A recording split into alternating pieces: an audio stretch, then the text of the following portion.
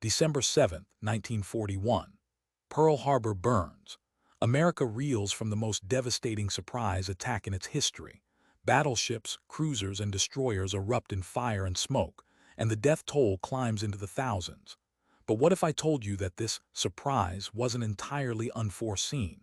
What if someone had been watching, listening, and gathering intelligence for years, quietly shaping the stage for one of the most consequential military operations of the 20th century? Meet Takeo Yoshikawa, the master spy who walked among Americans in plain sight, mapped their entire Pacific fleet, and vanished without leaving a trace. His story begins not with explosions, but with a calculated decision that would ripple across the Pacific and change the course of World War II. The most terrifying part: nobody suspected a thing. Yoshikawa wasn't your typical spy. There were no secret decoder rings, no midnight rendezvous in dark alleys. In March 1941, he arrived in Honolulu under the name Tadashi Muramura, a minor Japanese consulate official with a disarming smile and impeccable manners. American counterintelligence officers barely glanced at his file. He seemed harmless, just another diplomat shuffling papers in a backwater posting. But behind the polite veneer, Yoshikawa had trained at the Imperial Japanese Navy's elite intelligence academy.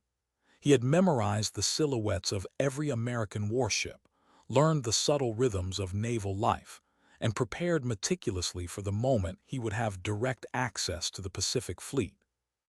Every day he followed the same carefully constructed routine.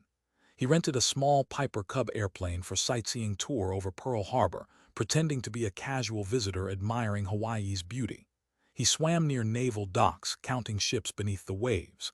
He dined at waterfront restaurants, binoculars in hand, observing crew movements and patterns. Local Americans chatted freely with him, some even invited him to barbecues. He took no photographs, carried no obvious spy equipment. He relied on his photographic memory, an encyclopedic knowledge of naval operations, and his ability to blend seamlessly into his surroundings. Each evening, he encoded his observations into messages that were sent through diplomatic channels back to Tokyo. 8 battleships lay in harbor. Aircraft carriers were absent. Torpedo nets were not deployed. American intelligence had broken some Japanese codes, but they focused mainly on diplomatic traffic, ignoring the seemingly mundane observation reports that Yoshikawa meticulously gathered. The FBI monitored him lightly, but he never met with suspicious contacts. He was the very definition of a ghost in plain sight. On December 6, 1941, Yoshikawa made his final reconnaissance of Pearl Harbor. The harbor was exactly as he had reported. He filed his last intelligence report that evening. In Tokyo, Admiral Yamamoto studied months of these observations. Every detail was in place: ship positions, patrol schedules, harbor depth, absence of torpedo nets, even which days sailors went ashore. 6 aircraft carriers were sailing in radio silence toward Hawaii. The attack plan was set in motion. That night, Yoshikawa attended a party at the Japanese consulate, drank sake, laughed with colleagues, yet knew that in mere hours the entire Pacific Fleet would be devastated. At 7:48 a.m., the first bombs fell. Yoshikawa watched as the Arizona exploded, the Oklahoma capsized, and over 2,400 Americans perished in just 2 hours. His intelligence had been devastatingly accurate, but the mission was far from over. Now began the most perilous task: surviving in enemy territory as the world's most wanted spy. FBI agents stormed the Japanese consulate within hours. Diplomats, staff, cleaners, everyone was detained. Yoshikawa, as Tadashi Muramura, remained calm. No spy equipment, no coded documents were found. His cover was intact. He was interned with other Japanese officials in comfortable conditions: good food, luxury rooms, relative freedom.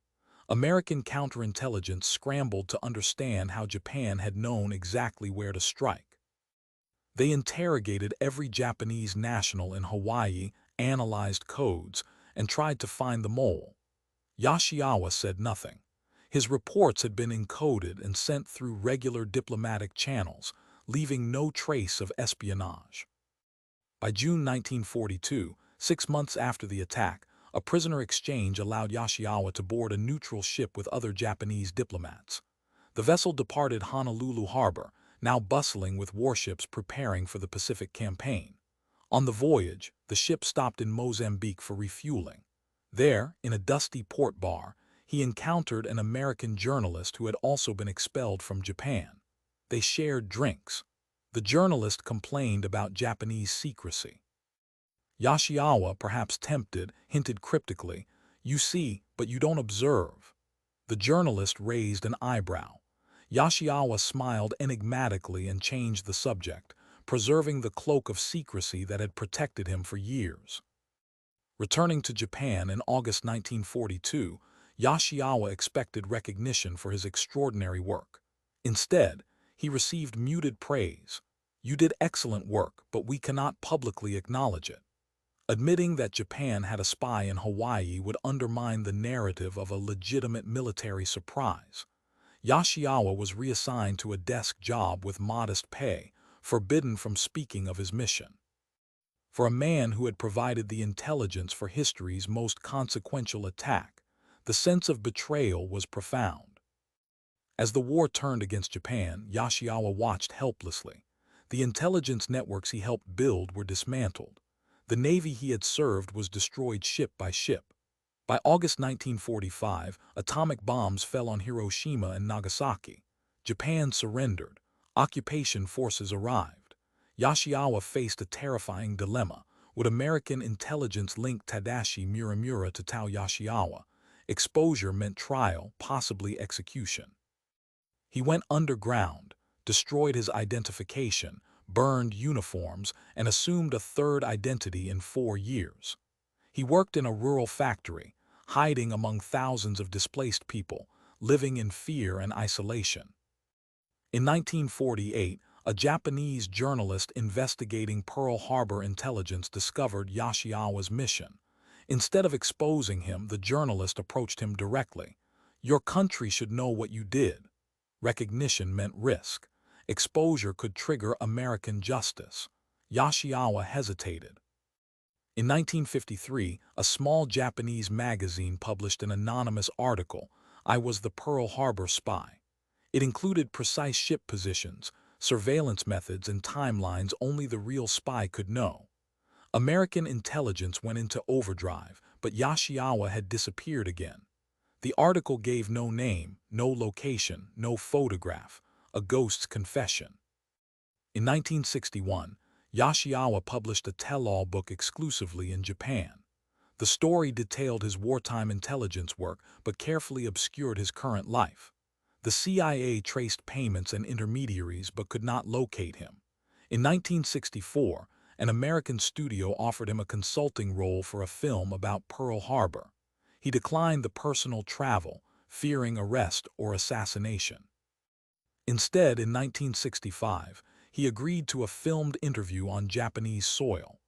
At 58, Tao Yoshikawa appeared on camera for the first time since 1941.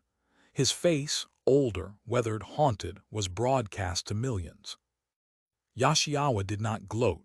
He spoke with sadness, reflecting on the sailors who died because of the intelligence he provided.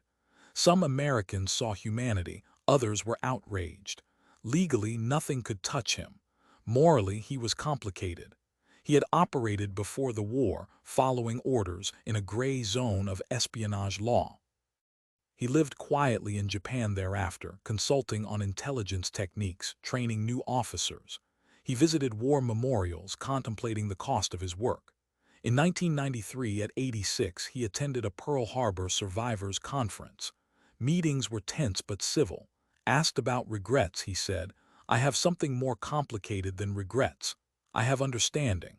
We were all caught in something larger than ourselves." Historians asked how he evaded FBI surveillance. Yoshikawa smiled. "People see what they expect. I hid by being exactly what I appeared to be, but with different intentions." He hinted at possible accomplices, but refused to elaborate. His final mystery remains. Did others help him, or did his genius lie in observing humanity itself? Yoshikawa died in 1993. His funeral was small, attended mostly by family and a few intelligence colleagues. No ceremonies, no honors. He proved the most effective espionage requires patience, observation, and blending into plain sight. Intelligence agencies worldwide still study his techniques: minimalist, patient, psychologically sophisticated. Questions linger. Could a spy today with satellite imagery, digital surveillance, or quantum computing achieve even greater consequences? The FBI's post-war analysis concluded, the subject operated for 8 months under our surveillance and we detected nothing. Our failure was not in resources but in imagination. The man who infiltrated America and disappeared forever remains a lesson in human psychology, deception, and the hidden power of observation. Are we truly watching, or are we just looking? Somewhere, perhaps, Takeo Yoshikawa smiles, knowing he remains the spy who got away.